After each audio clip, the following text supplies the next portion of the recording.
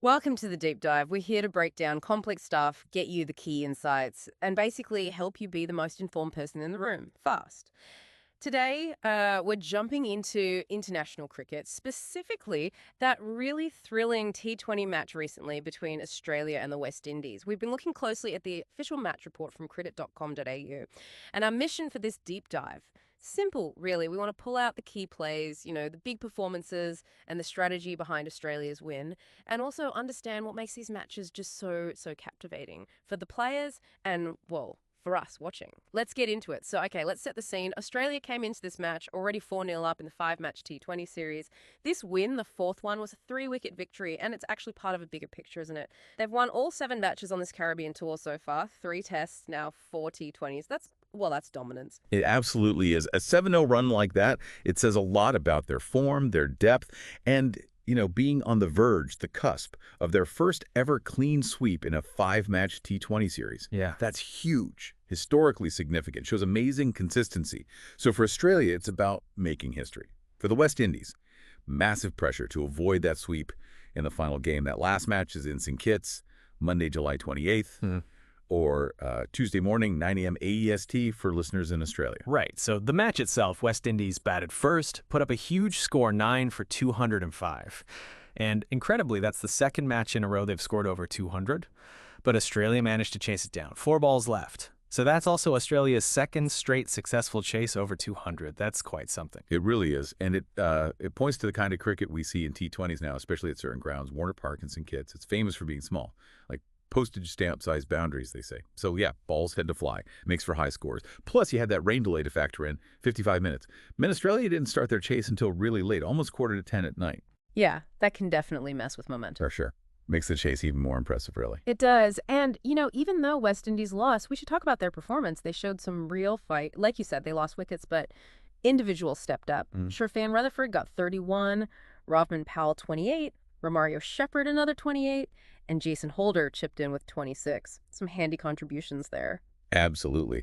And what's really fascinating sometimes, even in a loss, is the individual milestones. Rovman Powell, for instance, he actually moved past Chris Gale on the West Indies all-time T20 run scorers list. Wow, really? Past Gale? Yeah. Gale had 1,899 runs. Powell's now got 1,925. So he's second now. Only Nicholas Poran is ahead of him. And it just shows, doesn't it? Even when the team's under pressure, individuals can still hit these personal highs. Drive and perseverance. That's a great point. And speaking of individuals, what about the new talent? Jediah Blades making his debut. He seemed to make a real impact. Got his first T20 wicket, Mitchell Marsh, and finished with 3 for 29. Also got Mitch Owen and Cooper Connolly. Yeah, that was a bright spark for them, definitely. Gave him a bit of a lift, briefly brought him back into it. Right, it showed that fight. Exactly. That kind of effort forces the opposition, in this case Australia, to really step up their own game. Which they certainly did, especially with the bat, that chase. Okay, let's break it down. Josh Inglis at number 3. He really found his rhythm, didn't he? He did. Looked good. A half century off just 28 balls, ended up with 51. 10 fours and a 6 in there. Although, interestingly, he got out right after reaching the 50. Yeah, sometimes happens. But that knock really set the tone, put the pressure back on the Windies. Absolutely. And then Glenn Maxwell opening again. 3rd game in a row opening, yeah. And he just, exploded. A proper 6-hitting blitz, 47 runs. But get this, only 18 balls. Incredible striking. Including 4 sixes and just 5 balls at one point, before Akil Hossain finally got him. That kind of start is just gold in a big T20 chase. Right. Takes the required rate right down. But, while those quick runs are vital, you need someone to anchor it too. Yeah. And Cameron Green, he did that job perfectly at number 4. He's been in great form, hasn't he? Fantastic form. Finished unbeaten on 55. That's his 3rd 50 in 4 innings this series. Wow. Just calmly steered them home, hit the winning runs in the last over, showed real composure. And we should mention Aaron Hardy, too. Recalled to the side. Good point. He played a key role. Scored a quick 23 off 16 balls. Yeah. And that partnership with Green for the 6th wicket. Yeah, 51 runs. That was crucial when things could have gotten a bit tense. Yeah. Really steadied the ship. Okay, so the batting was obviously key, but here's where it gets really interesting, I think. Glenn Maxwell's fielding. It wasn't just good, it was, electrifying, adding to his highlight reel. Oh, definitely. Some of his fielding efforts are just legendary. There was that catch to get Shea Hope, a miscue, lofted. Maxwell had to move fast, low to his right, took it inches off the ground. Great reflexes. Then, the catch to dismiss Roston Chase for a golden duck. It was, well, the report calls it outrageous. One-handed, reverse cup style, facing away from the ball, reaching back over his head. Just pure instinct and athleticism. Yeah. Unbelievable catch. But maybe the most spectacular one, he won't even get credit for it in the scorebook. The assist. Exactly. That assist for Cameron Green on the boundary. Romario Shepherd hit it hard and straight. Maxwell leaped, plucked it out of the air near the rope. Yeah. But his momentum was taking him over. So as he's going over, he just casually flicks the ball back infield to Green. Incredible awareness Yeah. and skill. To control the ball like that while airborne and falling backwards. It really is something else. And what's fascinating there is how moments like that can just completely shift the energy of a game. Especially considering Australia's fielding hadn't been perfect earlier in the series. They dropped a few catches, had some missed fields. Right, so this was a big improvement. A significantly improved effort, yeah. Yeah. And it wasn't just Maxwell. Mitch Owen took a superb diving catch, too, to get Shimron Hetmeyer. Fielding really clicked for them in this match. Okay, so we've covered batting, fielding. Let's quickly touch on the bowling. Even in a high-scoring game like this, there were key performances. The new ball bowlers, Xavier Bartlett and Aaron Hardy, first game of the series for them. Yep, fresh into the attack. And they struck early.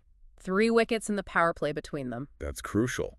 Stops the batting side, getting off to a flyer. Bartlett got Brandon King and Shea Hope. Hardy bowled well, too, finished with 2 for 24. Good start for them. And then Nathan Ellis, at death, he was apparently miserly. Yeah, his control's usually excellent. Bowled the final over, and it only went for 2 runs, the most economical over of the whole innings.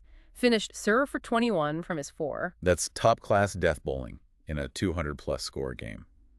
And Adam Zampa chipped in with 3 wickets, too, including that one Maxwell helped with. Right, but it wasn't all smooth sailing for the bowlers, was it? No, definitely not. D20 can be brutal for bowlers on grounds like this. Sean Abbott, for example, he found it much tougher. How tough? Well, his 4 overs went for 61 runs. That's over 15 and over. Ouch. Yeah. And included an expensive sequence with a no ball that cost 11 runs on its own. It just, it raises that point again about the fine margins in T20, doesn't it? Yeah, sure. One bad over, even one bad ball sometimes, can cost you dearly when batters are swinging freely and the boundaries are short. Precision is everything.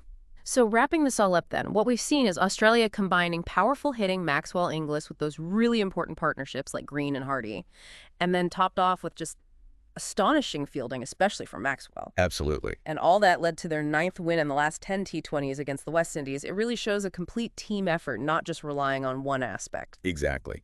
And, you know, for you listening, what does this really tell us?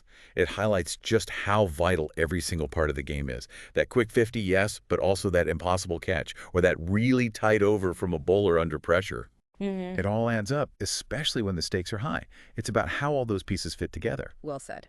So as Australia looks poised for potentially a historic clean sweep, and the West Indies try to finish on a high, maybe building on those individual moments, here's something to think about. Beyond the runs and wickets, what deeper lessons are there about teamwork, about performing under pressure, adapting? You know, what tiny moments in a match like this, maybe things we barely notice, could actually have swung the whole result? Something to chew on.